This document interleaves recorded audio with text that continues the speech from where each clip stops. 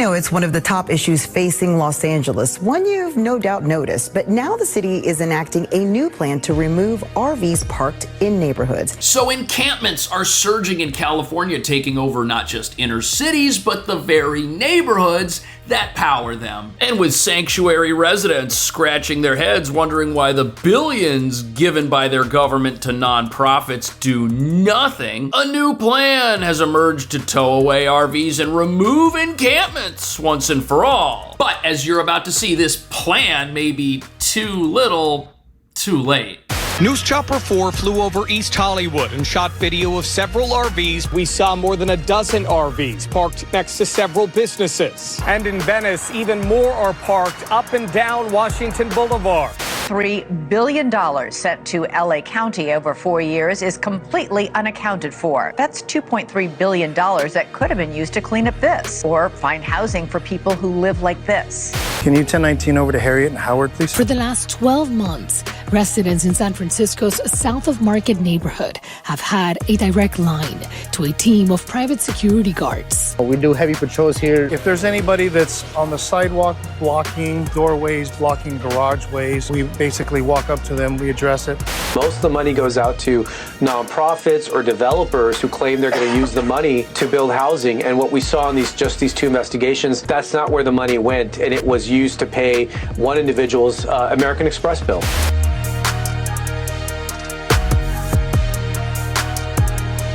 So, the homeless industrial complex is very upset that it may soon lose access to America's piggy bank. And what nobody's talking about is the socialist takeover of America. That can't happen unless politicians and elected leaders have visual aids to point to of mass poverty that they can then use to attack the American way of life and steal from the American people. Never mind that the more these sanctuaries seem to spend on homeless services, the worse things get for the folks in need of such services, which, when coupled with decriminalization of various minor offenses, only serve to enable those unaware of the state they're in to continue living on the streets. A sad state of affairs nobody watching this would ever allow to afflict somebody they truly cared about. And that's the thing, the folks and systems fueling this humanitarian disaster don't care about anything other than money and power, which explains why you've got charts like this, which reveals any city's plan to remove RV encampments will do absolutely nothing, except spread those encampments to other parts of town where they'll then need to be removed in the future. But that brings us to the real reason things are getting worse for America's less fortunate, not better. Massive Minnesota levels of fraud are now being discovered in California. Is anyone surprised about that? Probably not. And in one example, criminal developers got government money to build homes for the homeless and never built anything. And with schemes like this being discovered all over the country, what we're probably looking at here is another instance where hostile forces inside our country were hoping a different president won in 2024 so that all of this could continue to be covered up, allowing the socialist ripoff of America to continue like this.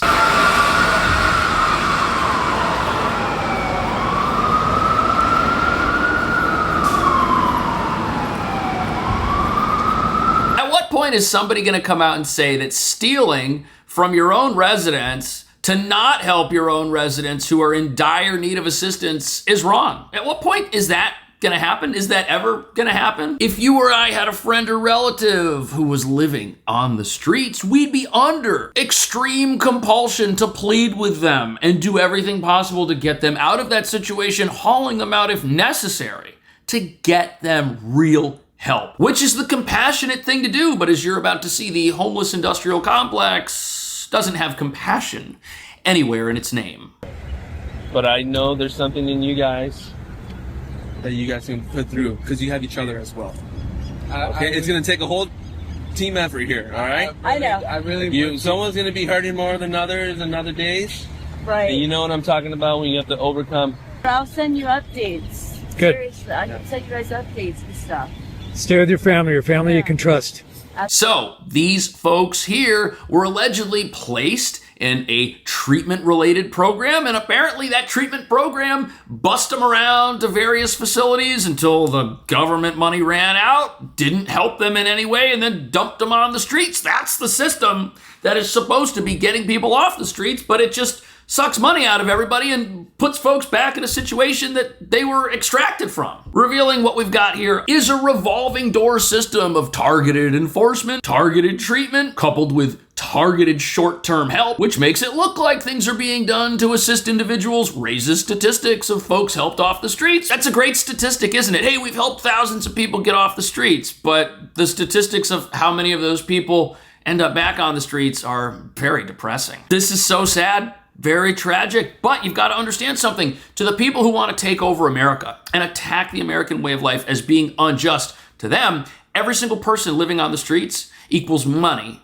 and power. But now they're going to try to ban RVs in parts of LA, which oddly is now going to happen after San Francisco made the first move, banning them up north. This means a couple of things. It means residents are starting to see that the dire situation in their neighborhoods isn't caused by anything other than government ineptitude. And it also could mean that any RV-related encampments in Northern California migrated south once things were banned up there, while nothing was done down here. This is a statewide issue at this point, with zero real solutions on the table. News Chopper 4 flew over East Hollywood and shot video of several RVs parked near Oakwood and Virgil south of the 101. Near Jefferson and Ala and Playa Vista, we saw more than a dozen RVs parked next to several businesses. And in Venice, even more are parked up and down Washington Boulevard. Frustrated over this growing problem, LA City Council member Tracy Park led an effort to get these RVs off the street. The city of Los Angeles is not an RV park.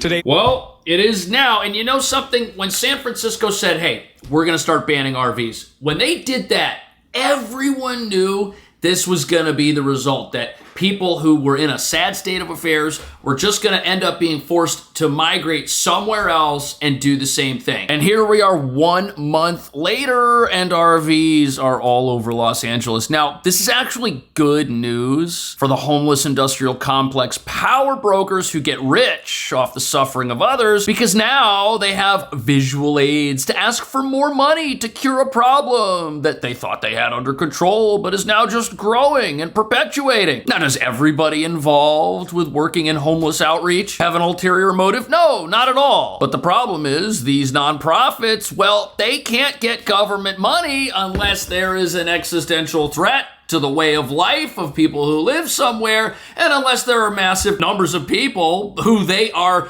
quote unquote able to go out and help. And now here it is. And that brings us to the scams that have been taking place underneath the surface of this for a very long time. $2.3 billion sent to LA County over 4 years is completely unaccounted for.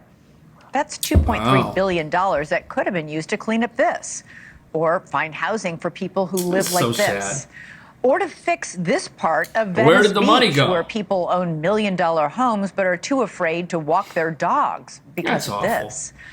There have already been 2 indictments linked to his probe, but U.S. Attorney Bill Asaley says there are a lot more to come. Oh, wow. So it's not just the corrupt nonprofits in Minnesota robbing that state government of money to help the less fortunate. The same sort of things happening in California as well. What are the odds? And before we get into this and the horrible details of this heartless ripoff of our country, you've got to understand that the only reason we even know about these schemes is because we have a president who's focused on reforming America, not a president or vice president willfully ignorant of these types of schemes happening in their state with programs they and other elected representatives allegedly created without an afterthought to guardrails or safety. You know, we'd be hearing about none of this had 2024 gone differently. In fact, had it gone differently, scammers like this they'd be trying to roll this stuff out to the entire country. Investigations with the IRS and the FBI,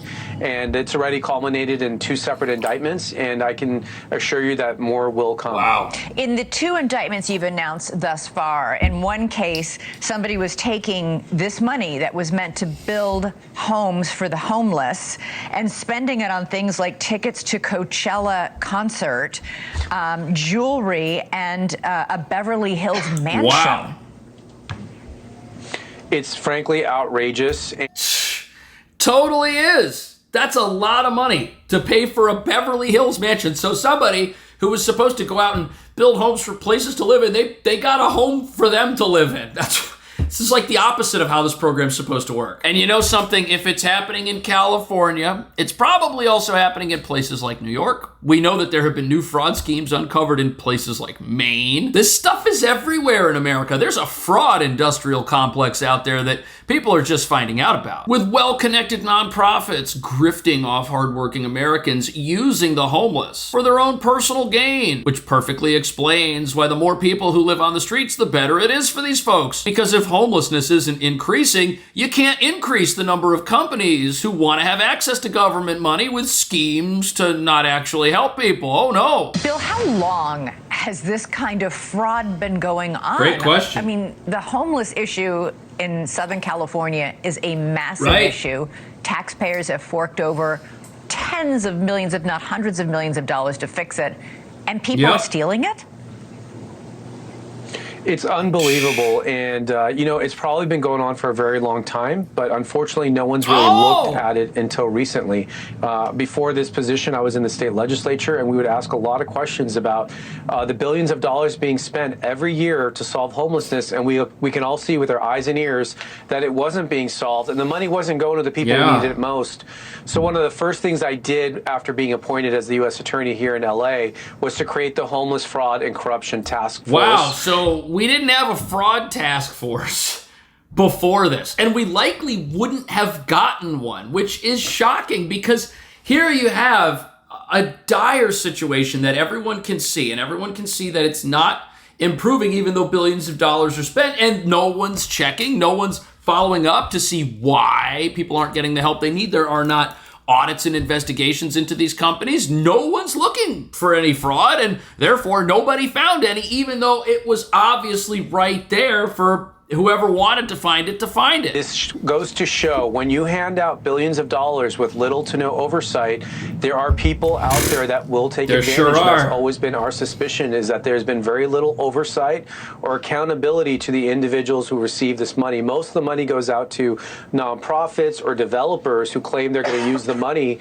to build housing. And what we saw in these two investigations, that's not where the money went, and it was used to pay one individual's American Express bill. Right. And so you want to know why America's got an affordability problem. This has a lot to do with why that is, because money that's out there and is supposed to be helping people is helping the wrong people. It's helping the people who asked for the money, not the people who were supposed to receive the money. And this is crazy. In places like Minnesota, and I guess now in California, you can find out that there is a crisis happening where you live, and you can go to the government and you can say, hey, I've got a plan to solve this crisis. There are so many people on the streets, and me and my company, we want to do something about that. And we want to go out there and help people live somewhere affordably and get them back on their feet. We need several $1 million to do this. And then they're given the money to go and do it, and that keeps happening. And no one checks to see how the results are going. I guess there's no vetting of who these organizations are or what they want to do or what their prior accomplishments are, right? If somebody comes along and says they need millions of dollars to help society in some way, wouldn't you at least want to check to make sure that they've done that before and that they have a track record of success? And if they don't have a track record of success, if there's some new company that's coming in, something we saw in Minnesota a lot, by the way, new companies popping up out of thin air saying that they were going to provide therapies and that they were going to help people,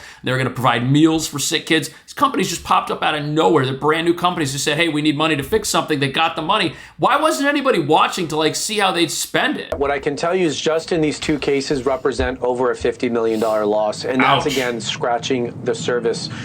We have many more investigations open that I cannot get into, but we are going to follow the money. We're going to follow every dollar, and we want to make sure the money went to its intended objective, which is to assist the homeless. And if any of it was diverted for personal use or other use that wasn't authorized, we intend to criminally prosecute those individuals. And ooh, it sounds like they're going to find a lot of fraud and abuse here, because the problems in California have not improved for the people who have to deal with those problems every single day. It's a very sad situation. It's terrible. And it sounds like they're already figuring out that money was diverted for purposes that had nothing, absolutely nothing to do with the mission of these organizations. And you know what's crazy? These are the people that love to tell us how compassionate they are and how they're the ones that really want to help people. And that's why you should vote for them. And that's why you should elect them. And that's why these organizations should be funded, because they mean well. And they're not like Trump, who's just a terrible guy and a big meanie. But when we give these people money, when they go out and do their thing, they're worse than who they claim is the greatest evil America faces today. Meanwhile, it's the president who's trying to get America's money back from these schemers so that it can be used to help our country and to have the party of unaffordability. Talk about how Trump's the problem. Give me a break. They're the ones collecting the money, and it does nothing. This is so wild. this is a problem we saw in the legislature. When you have a state like California that frankly enjoys a supermajority controlled by one political party, there's very little checks and balances in the system to hold that accountability. So when they're passing the budgets and they're dispensing billions of dollars, it does sound good and it feels good to spend $24 billion in the case of California to solve homelessness. And it was almost like that was the end of the story. Wow, so there it is. This fraud is enabled by socialist supermajorities in places that will never vote for somebody like our president. People who care more about the pomp and circumstance of authorizing billions of dollars to be spent to help people, but could care less if it actually does that. Or perhaps don't mind if it goes to the scammers who enrich themselves while then circling back to support these same politicians in some way, which just allows these schemes to snowball out of control. And don't think for a second that this was not the blueprint for all of America. The fraud industrial complex wants certain people in power so that they can do this everywhere, so that they can plunder the systems of other states and extract government money wherever it's being handed out. That is the new gold rush in this country. Government money. Government's got money to spend. There's a problem somewhere. Create a company that claims to solve that crisis, and boom, you are in. And apparently, nobody's willing to check and see if you actually do anything with the money. And you know what this is going to lead to? If this keeps going in this country, it's going to lead to a system that continues to rob people who are hardworking and people who pay taxes and use that money just to enrich the powerful. That's going to make everybody poverty-stricken. And then there won't be any money to help anybody because it's all been stolen and given to the schemers. That's the blueprint. What a mess. What a disaster. What do you think about that? I will see you in the next video.